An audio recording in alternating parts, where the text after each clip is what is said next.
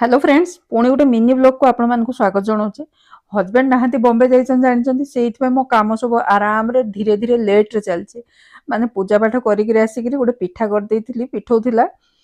गुड़ नहीं खाईदेली गुड़ धरिकी कपड़ा नहीं सुखे देली सुखे पलैली बीजी घर को। सत कह गला आज मुझे काम करनी माने बिल्कुल जीरो।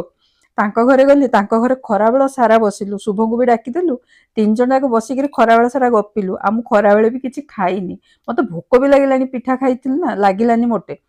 फेरलु 5टा बेलू फेरली कहीं समस्त 5:30 ड्यूटी आसवे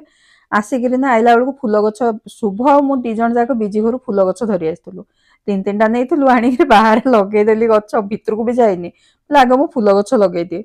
आ गछ लगेला माने पानी देवाक पड़ो बोले घर तो किसी काम नहीं खाली संध्या देवी से ना बाहर पानी देली मतलब कम से कम टाइम पास हो जाऊ आसे बेलू आम पड़िशा घर छुआटा ना एवं कथा हो 3 वर्ष पर है कि कथा टे लेट रे कही कथा कहला माने छुआंकर कथा शुणा भल लगे ना टे से कड़े आसुची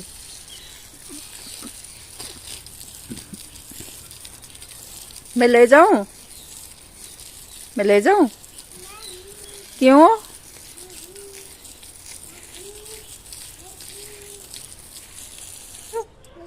तुम्हें ले जाऊं बैग ले जाऊं नहीं हाँ नहीं ये मेरा है बाय बाय बाय बिना कैमरा तो आज 3टा पड़े गला दिन तो कटि जाऊे राति हो ना घरटा जमी माड़ी बस मत बिल्कुल रातिटा मोर बिल्कुल ही कटुनी।